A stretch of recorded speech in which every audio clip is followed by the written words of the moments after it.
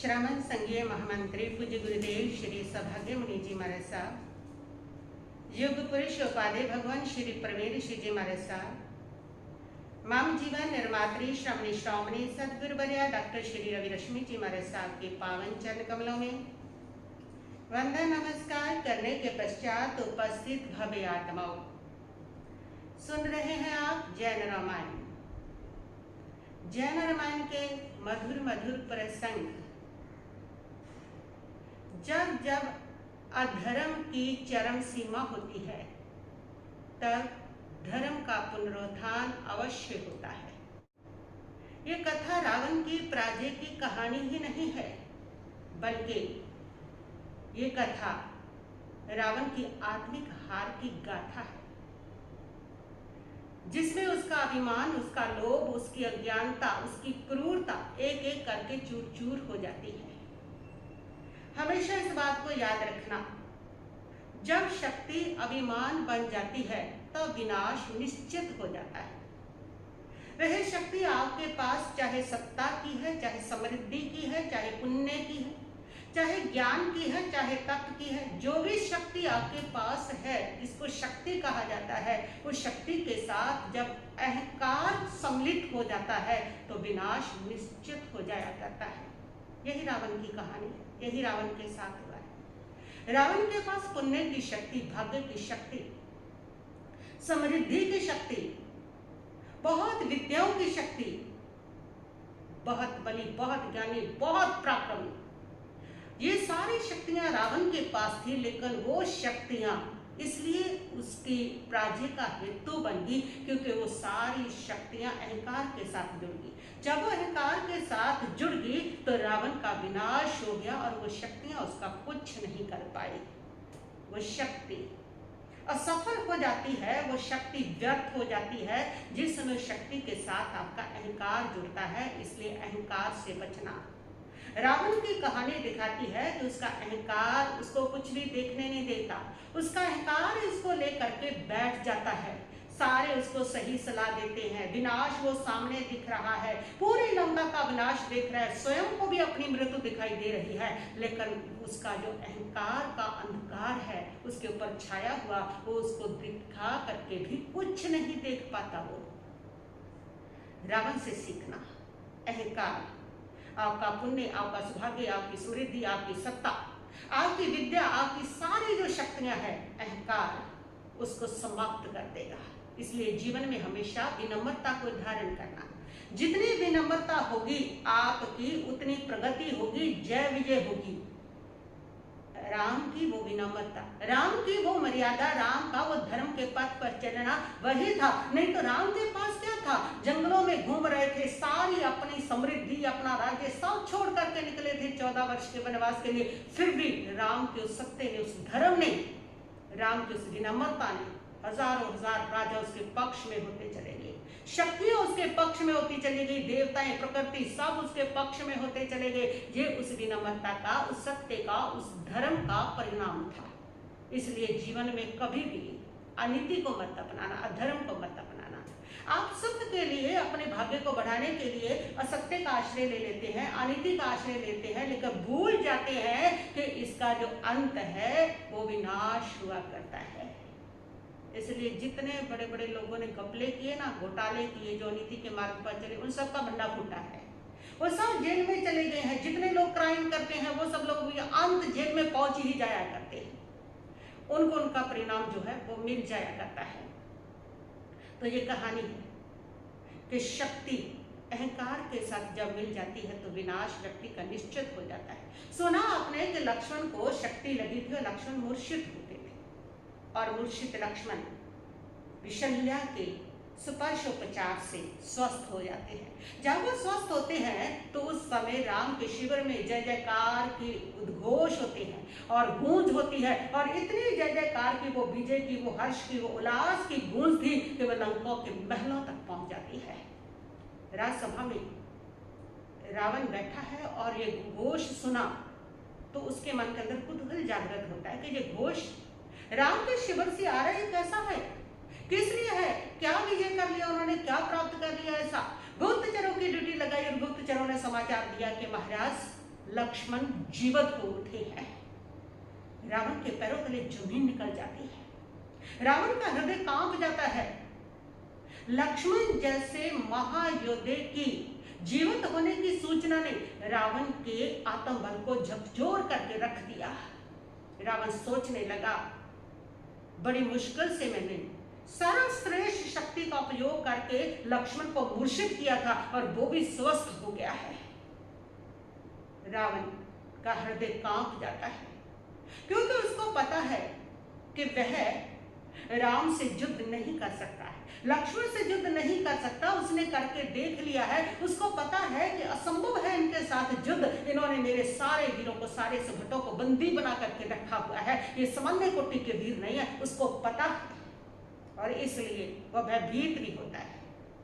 उसको तो ये था कि लक्ष्मण मर जाएंगे शक्ति से, राम उसके वियोग में मर जाएंगे, और चलो इस प्रकार सारी कहानी खत्म हो जाएगी। लेकिन उसका ये सारा सपना भ्रम बन करके टूट गया। और तब उसने मंत्रियों की सभा बुलाई। सभा बुला करके सलाह मशवरा किया। सब बताया कि लक्ष्मण तो जीवित हो उठा है, अब क्या किया जाए। जो मैंने सोचा था वो हुआ नहीं। मैंने सोचा था कि लक्ष्मण मर जाएगा, राम वियोग में मर जाएगा और सब समाप्त हो जाएंगे, बंदी अपने आप आजाद हो जाएंगे। लेकिन लक्ष्मण के स्वस्थ होने से सब उल्टा हो गया। अब क्या किया जाए। मंत्रियों ने सलाह दी कि राजन, अब हमारे पास सीता को वापस लौटाने के सिवाय और कोई मार्ग नहीं है, कोई उपाय नहीं है, और इस समय आप राम से अनुनय करके सीता को वापस लौटा दे। वह रावण कहता है अनुनय। रावण कभी किसी की अनुनय नहीं कर सकता। रावण कभी किसी से विनती और प्रार्थना नहीं कर सकता, किसी से क्षमा याचना नहीं कर सकता। असंभव है दशमुख के लिए ये किसी मनुष्य की अनुनय करना। ये दशमुख के लिए बहुत कठिन है, बहुत मुश्किल है। ये नहीं हो सकता, ये नहीं होगा। सत्य सलाह दी थी, लेकिन जब स्वार्थ के आगे सत्य छोटा पड़ जाता है तो निर्णय हमेशा गलत हो जाते हैं। रावण अपना स्वार्थ देख रहा है, और उस स्वार्थ के कारण कि उसको अपना जो चाहिए वो उसने नहीं त्यागना, नहीं देना, नहीं छोड़ना, ये उसका अपना स्वार्थ है। और उस स्वार्थ में जो सत्य है, सत्य यही है कि जो तुम्हारा नहीं उसको तुम छोड़ दो। सत्य यही है। और वो सत्य जब इसके सामने छोटा पड़ता है तो डिसीजन सारे, जिंदगी के निर्णय सारे गलत हो जाया करते हैं। इसलिए सत्य पक्ष को हमेशा सम्मान देना, अपने स्वार्थ को कभी पहल मत देना। जहां जहां तुम जीवन में अपने स्वार्थों को सर्वोपरि रखोगे, वहां वहां तुम्हारी जिंदगी के निर्णय भी गलत हो जाएंगे। जब भी स्वार्थ को आगे रख करके डिसीजन लिए जाएंगे, वो सारे डिसीजन विनाश की ओर लेकर के जाएंगे। और जब भी सत्य को सामने रख करके जिंदगी के डिसीजन लोगे तो वो सारे डिसीजन तुम्हारी प्रगति की ओर तुम्हें लेकर के जाएंगे। इसलिए निर्णय लेने से पहले देख लेना कि ये निर्णय किसके लिए लिए जा रहे हैं। सिर्फ अपने स्वार्थ के लिए तो नहीं। अपने स्वार्थ के लिए निर्णय लोगे तो वो सारे निर्णय आपके गलत साबित हो जाएंगे, जो आपका पतन करेंगे। तो रावण को सत्य सलाह दी गई है, सही सलाह दी गई है, लेकिन अहंकार के अंधकार ने उसको ये देखने ही नहीं दिया कि एकमात्र उपाय है इस समय संकट से बाहर निकलने का। एक ही उपाय है, और वो उपाय है सीता को वापस लौटाना। एक ही ये उपाय है। लेकिन अहंकार नहीं देखने देता। अहंकार ना सामने संकट देखने देता है, ना किसी की शक्ति देखने देता है, ना किसी के गुण देखने देता है। इसीलिए अहंकार को अंधकार कहा जाता है। ऐसा अंधकार है अहंकार जो सब कुछ दिखाना जिसमें बंद हो जाता है, ऐसा अंधकार है। वो अहंकार का अंधकार रावण के ऊपर छाया हुआ है। रावण को ये दिखाई नहीं देता कि इस समय संकट से बचने का रास्ता कौन सा है, मार्ग कौन सा है, और उस मार्ग को देख नहीं पाता है। यही एक मार्ग था। और तब मंत्री जो है वे उनको कहता है कोई और सोचिए, और सलाह दीजिए, ये नहीं हो सकता। और तब जो मंत्री है वह कहते हैं तो फिर एक और है, और वो है कि राम के साथ संधि करनी चाहिए। ये ठीक भी है, उचित भी है, और राजाओं के लिए सम्माननीय भी है। वह कहता है लेकिन संधि में तो कुछ देना पड़ता है। मंत्री कहते तो क्या, मिलता भी तो है ना इसमें। हाँ ये तो है, लेन देन दोनों होते हैं। रावण कहता है बस इतना ही फर्क है, किसी को ज्यादा मिल जाता है, किसी को कम मिल जाता है, लेकिन लेन देन संधि में दोनों ही होते हैं, यही ठीक है। रावण जब सहमत होता है संधि के लिए तो उस समय वह कहता है कि संधि तो मैं कर लूंगा, लेकिन संधि में मुझे देना क्या है। मंत्री कहते हैं कि लंकेश्वर, सबसे पहले आपका कर्तव्य, आपका फर्ज है कि कुंभकर्ण जैसा आपका भाई, इंद्रजीत जैसा आपका पुत्र, उनके पास और आपके इतने वीर बंदे पड़े हुए हैं। सबसे पहले आपको मांगना चाहिए कि उन वीरों को मुक्त कर दिया जाए, उनको स्वतंत्र करवाइए, आपके बंदी आपको वापस किए जाए। आपको अपने बंदी मांगने चाहिए सबसे पहले, और फिर उसके बाद सीता को लौटा देना। वह कहता है कि ऐसा नहीं हो सकता, मैं सीता को नहीं लौटाऊंगा। हाँ, अगर राम को मुझे कुछ देना है कि मैंने बंदी ली और मुझे जो देना है, मैं उसको 3000 सुंदर से सुंदर कन्याएं और आधा राज्य अपना दे दूंगा। और वह दूत को बुलाकर दूत को जाकर के कहता है कि जाओ राम के पास, ये संधि का संदेश लेकर के साम दाम दंड भेद नीति से राम को अपने अनुकूल करो, इसके लिए मनाओ, और जा करके उनको ये संदेश दे दो कि 3000 सुंदरी और आधा राज्य जो है रावण आपको देने के लिए तैयार है। दूत पहुंचता है राम के पास और कहता है, मैं रावण का दूत हूं और अपने स्वामी की ओर से संधि के लिए आया हूं। राम कहते हैं, बोलो क्या चाहता है तुम्हारा स्वामी। वह कहता है कि हमारे बंदी जो हैं, जो वीर हैं, उनको मुक्त कर दिया जाए, उनको छोड़ दिया जाए, और हमारा स्वामी ये चाहता है कि सीता के बदले में आपको 3000 सुंदर से सुंदर कन्याएं और आधा राज्य दे दिया जाएगा। राम ने कहा कि दूत, मुझे ना तो आपका राज्य चाहिए, ना ही 3000 सुंदरियां चाहिए, मुझे सिर्फ मेरी धर्म पत्नी चाहिए, मुझे सीता चाहिए। राम की ये बात बताती है, हमें सिखाती है कि एक आदर्श व्यक्ति जो होता है, एक धार्मिक व्यक्ति जो होता है, उसकी दृढ़ता क्या होती है। एक आदर्श इंसान, सच्चा इंसान, नेक इंसान वही होता है जो अपने स्वार्थ को नहीं देखता, अपनी सत्ता को, अपनी समृद्धि को, अपने भोग को नहीं देखता। सबसे पहले अगर उसके लिए उसका कर्तव्य है, वह अपने कर्तव्य को देखता है कि मेरा कर्तव्य क्या है, मेरे रिश्तों के प्रति, मेरे पत्नी के प्रति मेरा कर्तव्य क्या है। जो अपने कर्तव्यों को जान लेता है वह व्यक्ति धार्मिक हुआ करता है, आदर्श इंसान हुआ करता है। जो कर्तव्यों को भूल जाता है वह मानव नहीं, वह दानव बन जाया करता है। और राम, इसीलिए तो राम बन पाए। राम को कदम कदम पर हर रिश्ते के प्रति अपना कर्तव्य पता था। अपनी पत्नी के प्रति भी वे अपने कर्तव्य को निभाते हैं। जो लोग अपनी पत्नी के प्रति अपने कर्तव्य को नहीं निभा पाते, वह लोग जो होते हैं उनका विनाश हो जाया करता है। और वो निभाते हैं अपनी पत्नी के प्रति। वह कहता है, राम कहते हैं उस समय दूत से कि दूत तुम भूल रहे हो, सीता मेरी धर्म पत्नी है और धर्म पत्नी की रक्षा करना ये मेरा पहला कर्तव्य है, पहला फर्ज है। और तुम्हारा स्वामी जो है उसने अधर्म किया है, पर स्त्री को चोरी से उठा करके वो लेके गया है, स्वानुभूति दिखाई है उसने, इसलिए मैं सीता अपनी अवश्य वापस लूंगा।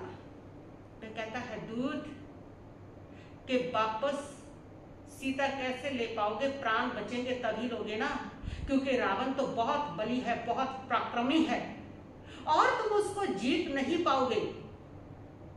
इसलिए ये कोई अच्छी बात नहीं है, इतनी समृद्धि को ठोकर मारे हो एक औरत के लिए। वे कहता रहे वो एक औरत नहीं है, वो मेरी धर्म पत्नी है, उसके प्रति मेरे कर्तव्य है, मेरे फर्ज हैं। और आपके स्वामी ने अधर्म किया है, उस अधर्म का जो बोध है उसको देना है, उस अधर्म को भी समाप्त करना है। गलत के सामने, अन्याय के सामने कभी चुप नहीं रहना चाहिए। अगर उस समय चुप रहते हैं तो आप उस पाप को, उस अधर्म के भागी आप बनते हैं। अपने कर्तव्यों को कभी भूलना नहीं चाहिए। आपके पत्नी के प्रति, पति के प्रति क्या कर्तव्य है, जो इनको निभाता है वही अपने जीवन को स्वर्ग में बना लेता है, सुंदर बना लेता है, अमर बना लेता है। तो वह कहता है कि इसलिए मुझे सीता को वापस लेना है।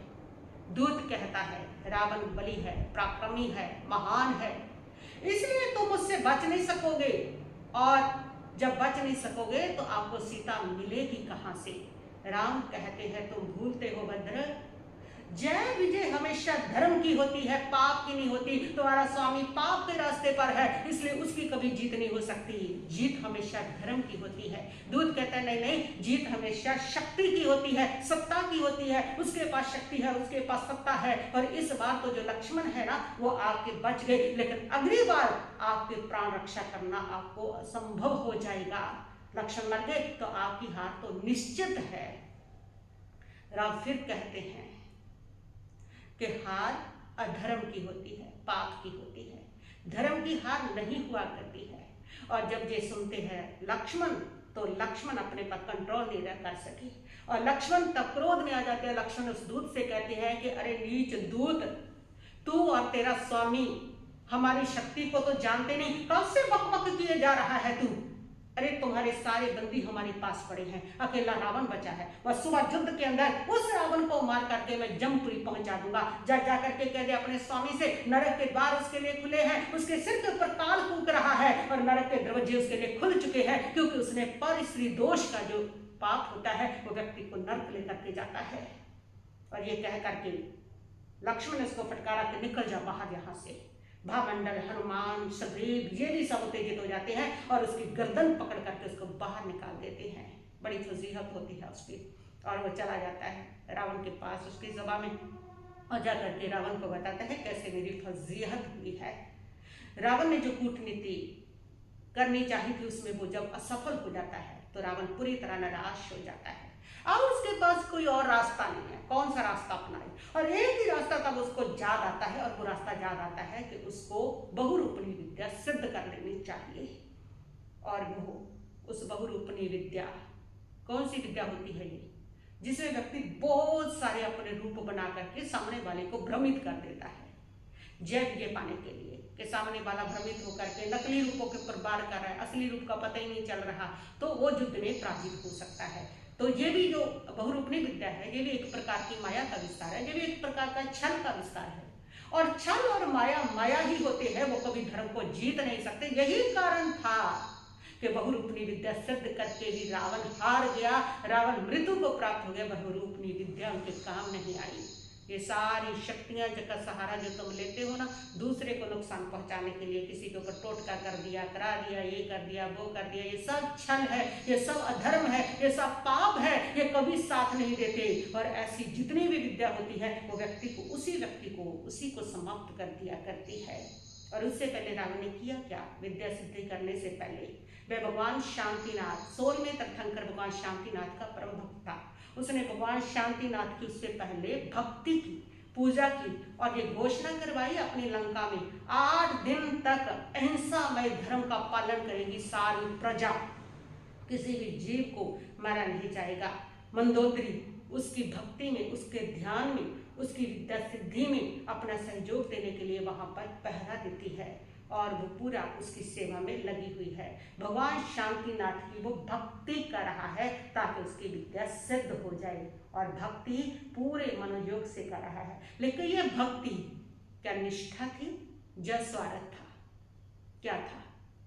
ये भक्ति निष्ठा नहीं, श्रद्धा नहीं, ये भक्ति स्वार्थ है। जहाँ जहाँ व्यक्ति के ऊपर दुख आता है, संकट आती है, मुसीबत आती है, उस समय वो व्यक्ति धर्म की शरण लेता है, उस समय वो साधु संतों के पास जाता है, उस समय भगवान की भक्ति करने लगता है। तो मैं पूछती हूँ कि ये सारी जो भक्ति उस समय की जाती है जब संकट आता है, जब मुसीबत आती है, जब कष्ट आता है, उस समय आप जो भक्ति करते हो, क्या ये भक्ति श्रद्धा है या स्वार्थ है? ये भक्ति स्वार्थ है, ये भक्ति श्रद्धा नहीं है, ये भक्ति स्वार्थ है। और जो स्वार्थ के साथ जो भक्ति जुड़ जाती है, वो भक्ति, वो सिद्धि, वो धर्म आपकी रक्षा नहीं कर सकता है। यहाँ इतनी भक्ति की लेकर रावण की रक्षा नहीं हो सकी। क्यों नहीं हो सकी? क्योंकि उसके साथ उसकी श्रद्धा नहीं, वो भक्ति उसकी स्वार्थ के लिए थी। इसलिए जब संकट आता है उस समय तुम अगर भक्ति करते हो तो वो भक्ति तुम्हारी स्वार्थ की होती है और वो तुम्हारे कामों को पूर्ण नहीं कर पाती। फिर तुम कहते हो कि मैंने इतना ही धर्म आराधना की, भगवान को बनाया, क्या रखा है भगवान में, क्या है इसमें, मेरा तो कुछ काम सिद्ध नहीं हुआ। अरे तुम स्वार्थ को आगे रखते हो और श्रद्धा को आगे रखो, निष्काम भाव से करो तो तुम्हारे रास्ते साफ ही साफ, क्लियर होते जाएंगे। और यहाँ ये उदाहरण बता रहा है आपको जिस भक्ति में स्वार्थ जुड़ जाता है वो भक्ति, वो धर्म आराधना आपकी रक्षा नहीं कर सकती है, आपके विनाश को नहीं रोक सकती है। और तब उसने भक्ति की और फिर विद्या को सिद्ध करना प्रारंभ किया। और विद्या को जब सिद्ध करने के लिए वो ध्यान में बैठा तो ये सूचना सुग्रीव को मिलती है। और सुग्रीव तब सोचता है कि ये विद्या को सिद्ध करके तो और शक्तिशाली हो जाएगा, तब हमें युद्ध जीतना मुश्किल हो जाएगा। वे भगवान राम को जाकर के कहते हैं कि इस समय वो ध्यान में बैठा हुआ है, आराम से बैठा हुआ, अपने अपने को शस्त्रों का प्रयोग करके उसको इस विद्या सिद्ध करने से रोकना चाहिए, उसके ऊपर वार करना चाहिए ताकि उसकी विद्या सिद्ध ना हो। और अगर विद्या सिद्ध होगी प्रभु तो वो बहुत शक्तिशाली हो जाएगा, तब जीतना मुश्किल हो जाएगा। राम कहते हैं नहीं सुग्रीव, जब कोई व्यक्ति ध्यान परायण है, जब कोई व्यक्ति ध्यान में संलग्न है, उस समय उसके ऊपर शस्त्र, उसमें विघ्न नहीं डालना चाहिए, तो प्रभु वो अजय हो जाएगा, शक्तिशाली हो जाएगा। राम कहते हैं सुग्रीव एक बात को हमेशा याद रखना, धर्म से ज्यादा शक्ति किसी में नहीं है। तुम अपने धर्म का पथ मत छोड़ो, अपनी नीति का रास्ता मत छोड़ो, उससे बढ़कर के शक्ति किसी में नहीं है। तुम सत्य रास्ते पर खड़े रहो, उससे बढ़कर के शक्ति किसी में नहीं है। सबसे बढ़कर के शक्ति अगर है तो वो धर्म में है। इसलिए हम धर्म के रास्ते से नहीं भटकेंगे कि एक व्यक्ति ध्यान कर रहा है, सिद्धि कर रहा है, उसके ऊपर हम विघ्न पैदा करें। और तब सुग्रीव जो है वो सोचते हैं कि राम तो उनके ऊपर वार नहीं करेंगे, राम तो कुछ नहीं करेंगे, लेकिन सुग्रीव को नहीं लगता। और सुग्रीव अंगद को इशारा करता है कि तुम जाओ, जा करके उसकी सिद्धि में विघ्न पैदा करो ताकि वो सिद्धि उनको सिद्ध ना हो और वो शक्तिशाली ना बने। तब अंगद जाता है, जा करके बहुत सारे विघ्न पैदा करता है उसके ध्यान में, उसके उसमें। लेकिन रावण इतनी तल्लीनता से भक्ति कर रहा है, देखिए इतनी तल्लीनता से कि बिल्कुल विचलित नहीं होता, इतने डरावने रूप बनाता है, इतना परेशान करता है, बिल्कुल विचलित नहीं होता। कितनी तल्लीनता से भक्ति है, लेकिन वो भक्ति उसका विनाश ना रोक सकी क्योंकि उसमें स्वार्थ था।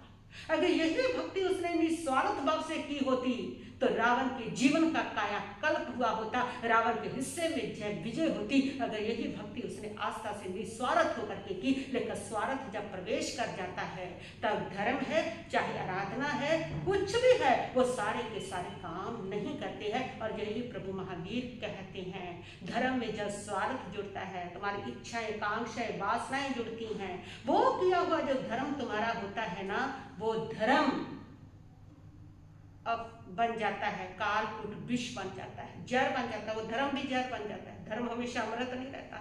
धर्म के साथ जो स्वार्थ इच्छाएं जुड़ती है, वासनाएं जुड़ती है, तो धर्म जहर बन जाता है। यही हुआ रावण के साथ। स्वार्थ के लिए, इच्छाओं के लिए, वासनाओं के लिए वो ध्यान कर रहा है, भक्ति कर रहा है, और सारी भक्ति, सारा धर्म उसका जहर बनता है। उसी के लिए उसको संरक्षण नहीं दे पाता है। तो इतनी तल्लीनता है। और तब जो अंगद है उसने मंदोदरी को केसों से पकड़ करके खींचना शुरू कर दिया। मंदोदरी चला रही है, स्वामी मेरी रक्षा कीजिए, मुझे बचाइए, मुझे बचाइए। और अंगद कह रहा है रावण का ध्यान भंग करने के लिए कि जैसे तुमने सीता को अपहरण करके बंदी बनाया, ऐसे हम तुम्हारी पत्नी को लेकर जा रहे हैं और उसको बंदी बना के अपने पास रखेंगे। लेकिन रावण का ध्यान विचलित नहीं होता, बिल्कुल भी नहीं देखता रावण। और स्वयं अंगद का हृदय परिवर्तन हो जाता है, अंगद का हृदय बदल जाता है स्वयं, लेकर रावण नहीं हिल पाता बिल्कुल भी। इतना अविचल भक्ति, इतनी उसकी थी, पराक्रम भक्ति के अंदर उसका था, इतनी श्रद्धा, इतनी, लेकिन वो सारी श्रद्धा निस्वार्थ नहीं थी, इतनी एकाग्रता निस्वार्थ नहीं थी। बस यही उसकी पराजय का कारण बना। यही कदम कदम पर हम भी इसीलिए पराजित होते हैं, इसीलिए हारते हैं कि धर्म करते हैं, भक्ति करते हैं, सब करते हैं, लेकिन उसमें निस्वार्थता नहीं होती है। हम निष्काम भाव से नहीं करते, उसके साथ हमारी कामनाएं जुड़ी रहती हैं और ये कामनाएं हमारी सारी भक्ति को, हमारे सारे उसको विफल कर दिया करती है, उसकी शक्ति को हमारे भीतर समाहित नहीं होने दिया करती है। तो इसलिए जब भी भक्ति करें तो निष्काम भाव से करें, जब भी भक्ति करें तो बिल्कुल इच्छाओं से रहित होकर के करें, निस्वार्थ भाव से भक्ति करें और उसका रिजल्ट बहुत बहुत सुंदर आया करता है। और तब रावण की जो विद्या है, बहुरूपणी विद्या सिद्ध हो जाती है और वह आकाश में आकर के कहती है कि रावण, मैं तुम्हें सिद्ध हो चुकी हूँ, तुम्हारे वश में हो चुकी हूँ, बोलो तुम्हारी तुम्हारे लिए मुझे क्या करना है? रावण कहता है, जब भी मैं तुम्हें स्मरण करूं तब तुम मेरी सहायता करने के लिए आना। और वह विद्या अंतर्ध्यान हो जाती है। रावण सिद्धि को समझ करके उठता है वहां से, और उठ करके और इधर जो अंगद है वो भी मंदोदरी को वहां छोड़ करके और शिविर से अपने वहां पर शिविर में पहुंच जाता है काश मार्ग से। और इधर मंदोदरी संपत आती है रावण को, कैसे अंगद ने उसको बालों से पकड़ा, घसीटा। रावण अहंकार में कहता है कोई बात नहीं, सबको देख लूंगा। और रावण इस शक्ति से संपन्न होकर के सीधा देवरवन उद्यान में जाता है जहां सीता बैठी हुई थी, और वो सीता को जाकर के कहता है कि सीते, आज युद्ध का कल तीसरा दिन है, निर्णायक युद्ध है, कल एक तरफ हो जाएगा। और बस अब तक मैंने तुम्हारी बहुत शामत कर ली, लेकिन अब तुम्हारी कोई शामत नहीं होगी। बस अब मैं तुम्हारे जबरदस्ती महलों में लेके जाऊंगा, तुम्हें मेरी महारानी बनना होगा, तुम्हें स्वीकार करना होगा, अब तुम्हारे साथ जबरदस्ती होगी, बहुत शामत होगी। और ये शब्द जैसी सीता ने सुना, सीधे उसके मरण को आहत करते हैं, और सीता ऐसे शब्दों को सुन करके एकदम अचेत हो जाती है। वहां दया करके जो राक्षसनियां पास थी, वो पानी का जल का सिंचन करके उसको होश में लाती है। और जब होश में आती है तब सीता कहती है कि दुष्ट, तेरी ये इच्छा कभी पूरी नहीं होगी। मैं कभी भी राजमहलों में पहुंच करके तुम्हें स्वीकार नहीं करूंगी, उससे पहले मेरे प्राण चले जाएंगे, मैं अपने प्राणों को ही त्याग दूंगी।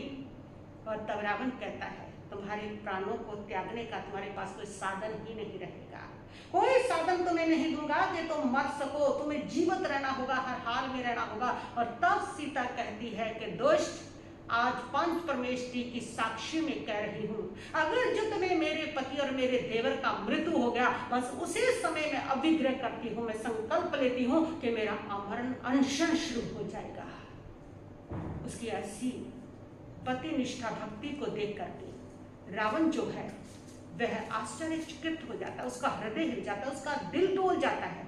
कैसी निष्ठा है उसकी राम के प्रति, कैसी पति भक्ति है उसकी। और रावण का हृदय जो है वह व्याकुल सा हो जाता है। रावण सोचने लगता है कि मैंने व्यर्थ ही इसको उठा करके पाप किया, इसको कष्ट दिया, इसको संताप दिया है, इसके तो रोम रोम में राम बसे हुए हैं, इसकी तो निष्ठा इतनी ज्यादा है, पति निष्ठा इतनी ज्यादा है कि ये राम के बिना तो जीवित भी नहीं रह सकती है। और तब उसके हृदय में परिवर्तन आता है, बदलता है उसका हृदय में। सोचता है अब क्या करना चाहिए, क्या सीता को वापस लौटा दूं, क्या करूंगा अब इसको और संताप दे करके, पहले बहुत दे दिया इसको संताप, क्या सीता को मैं वापस लौटा दूं? नहीं, वापस लौटाना ये मेरा अपयश होगा। सारा कुंभा बर्बा की अब मैंने वापस बना दिया, मैं भयभीत हो गया, मैं गिद्दड़ निकला, मैं वीर नहीं था, ये सब हो गया, मैं वापस तो नहीं लौटाऊंगा, लेकिन हाँ सीता का कल्याण हो ये काम जरूर करूंगा।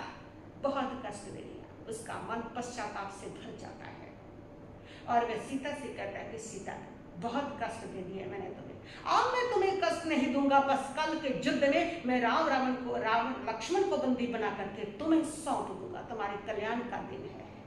तो मुझे, तब सीता कहती है, अगर तुमने मुझे वापस लौटाने का सोच लिया तो मैं तुम्हें क्षमा करती हूँ, तुम्हें माफ करती हूँ।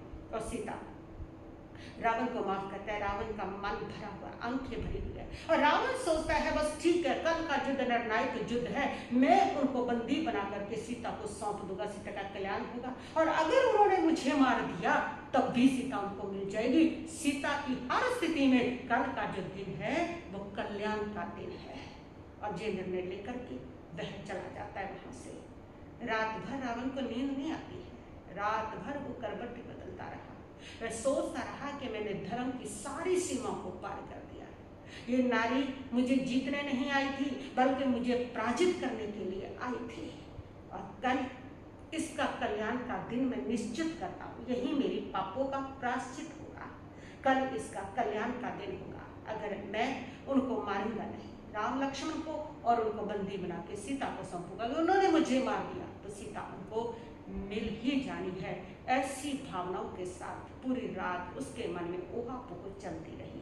देखिए, ये एक सती के शील का चमत्कार है। जब एक औरत अपने शील के ऊपर अडिग रहती है तो वो सृष्टि की सबसे बड़ी शक्ति बन जाती है, जो राक्षस जैसे व्यक्ति के दिल को बदलने का दम रखती है। ऐसी नारी तुम्हारे घर में हो तो पूरे परिवार को बदल सकती है, जो राक्षसों को बदल सकती है।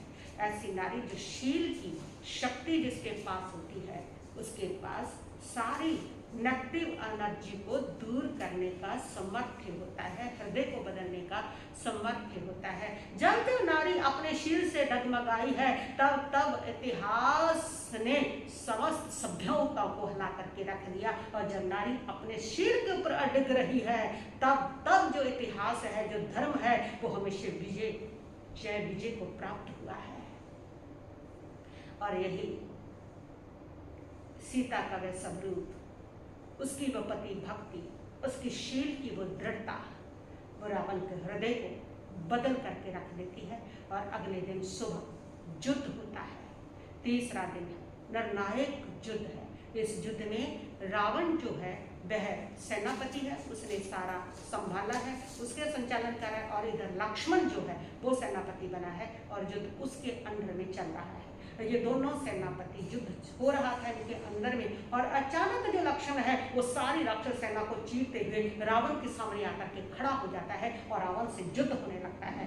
दोनों के शस्त्र अस्त्र चलते हैं, एक शस्त्र चलाता है, दूसरा उसका प्रतिकार करता है, एक शस्त्र चलाता है, दूसरा उसका प्रतिकार करता है। फिर बारी आती है दिव्य शस्त्रों की और रावण अपने दिव्य अस्त्रों को निकालता है। और दिव्य अस्त्रों को जब चलाता है तो लक्ष्मण एक एक करके सारे अस्त्रों को विफल कर देता है। पसीना आ जाता है लंकेश को, वो समझ जाता है ये वीर उच्च कोटि का है, ये कोई सामान्य वीर नहीं। सारी विद्या उसके सामने निष्फल होती चली जा रही है, निष्फल होती चली जा रही है। और तब जो रावण है वह अपनी बहुरूपणी विद्या का स्मरण करता है। बहुरूपणी विद्या आती है और उससे वो अनेक रूप बनाता है, अनेक रूप उसके सामने दिखने लगते हैं। लक्ष्मण उनको पर वार करता है। लक्ष्मण कहता है, रावण क्या नट का खेल खेल रहे हो? अगर सामने आओ, और मैं डरने वाला नहीं हूं तुम्हारे इस रूपों से, तुम कितने मर्जी रूप बना लो। और वह एक के बाद एक रूप बना रहा है, हजारों हजार रूप बनाता चला जा रहा है, टहास करता चला जा रहा है। और अकेला लक्ष्मण उसके ऊपर बाण ही बाण छोड़ता चला जा रहा है, बाण ही बाण छोड़ता चला जा रहा है। इतने सारा लक्ष्मण जो है वो रावणों को देख करके घबराता नहीं है। सारी राक्षस सेना, वानर सेना संभ्रमित हो करके देख रही है, कितने सारे रावण, पूरे युद्ध क्षेत्र में रावण ही रावण, रावण ही रावण नजर आ रहा है। और लेकिन अगर संभ्रमित नहीं हुआ तो लक्ष्मण नहीं हुआ और वो सारे रावणों के साथ पराक्रम के साथ अपने बाणों से युद्ध करता चला जा रहा है, युद्ध करता चला। इतने पराक्रम से बाण चलाए कि रावण घबरा गया और वो विद्या उसने समेट ली और बहुरूपणी विद्या चली जाती है। रावण सामने आता है, अपने चक्कर रतन को आह्वान करता है, स्मरण करता है। चक्कर रतन उसके हाथ में आ जाता है चक्कर, और वह लक्ष्मण को कहता है कि लक्ष्मण अब भी समय है तेरे पास, युद्ध छोड़ करके चले जाओ, अपनी जान बचा लो, नहीं तो ये मेरा जो चक्कर है तेरा कंठ छेद कर देगा। लक्ष्मण कहता है, रावण तेरा मार्ग अधर्म का है, तेरी सारी विद्या निष्फल हो चुकी है, ये चक्कर भी तुम्हारा ही काल बनेगा, क्योंकि पर स्त्री दोष के कारण तुम अधर्म के रास्ते पर हो, इसलिए तुम्हारा विनाश निश्चित है। ये चक्कर मेरा कुछ नहीं बिगाड़ेगा, जो स्वयं तुम्हारा काल बनेगा। ये सुन करके रावण को क्रोध आता है, तो क्रोध में आकर के रावण जो है वह अपना चक्कर चला देता है लक्ष्मण को मारने के लिए। लेकिन वो चक्कर लक्ष्मण की ओर आता है, लक्ष्मण की प्रदक्षिणा करके उसकी दाहिनी उंगली पर आकर के ठहर जाता है। ये दृश्य जब रावण ने देखा तो वो अवाक रह गया। उसको उस अनंत वीर्य मुनि की वो वाणी कानों में गूंजने लगी कि भविष्य में वासुदेव के हाथों से पार स्त्री दोष के कारण तुम्हारी मृत्यु होगी। और रावण को वो सारी वाणी गूंजती है और वो दृश्य सामने नजर आ रहा है, रावण को अपनी मौत सामने नजर आ रही है। और तब लक्ष्मण कहता है कि रावण अब भी समय है तेरे पास, भाई राम से क्षमा याचना करके सीता को वापस लौटा दो और अपना लंका का राज्य सुख से भोगो। रावण कहता है ये कभी नहीं होगा, मैं कभी क्षमा नहीं मांगूंगा, क्षमा मांग करके मैं कभी सीता को वापस लौटाऊंगा नहीं।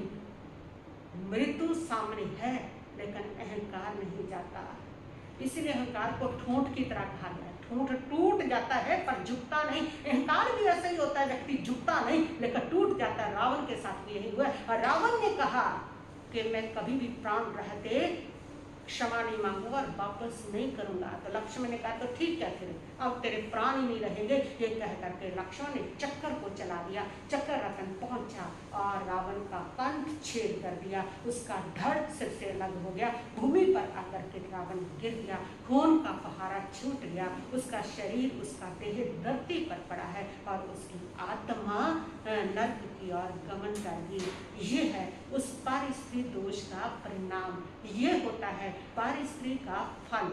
पराई स्त्री को उठाना, उसके ऊपर नजर रखना, उसके साथ उसके पाप करना, ये नरक का परिणाम दिया करता है। और तब लक्ष्मण के ऊपर चारों ओर से, ऊपर से राम और लक्ष्मण पर जो देवता है वो फूलों की बारिश करते हैं, जय घोष करते हैं। सारी वानर सेना, राक्षस सेना ऊपर की तरफ देखती है कि ये क्या है, और जय घोष के साथ ही कहते हैं कि इस अवसर्पणी काल के 8वें वासुदेव और बलभद्र पैदा हो चुके हैं और वो युद्ध भूमि में खड़े हैं। ये वो है, तुम इनको स्वीकार करो, इनकी शरण में जाओ। और तब सभी जो हैं वह अपने अस्त्रों को नीचे रख के राम लक्ष्मण की शरण को स्वीकार करते हैं। और तब लक्ष्मण कहते हैं कि डरो मत, हमने किसी को कुछ नहीं कहना, सब अपना अपना राज्य भोगो और हमें किसी से कुछ नहीं चाहिए, और अपने अपने कर्तव्यों का सब पालन करो। और सबको अभय का दान दे देते हैं राम लक्ष्मण। और इधर वीर सेना जो है, वानर सेना, उसमें हर्षनाद होते हैं, जयनाद होते हैं। और इधर जो रावण है वो भूमि पर पड़ा है और रावण की उस मृतदेह को देख करके भविष्य को भाई का तो प्रेम जागृत होता है। भविष्य होता है, क्या होता है आगे उसकी बातें हम फिर करेंगे। इतना ही करके मैं अपने वक्तव्य को स्थगित करती हूँ। ओम शांति शांति।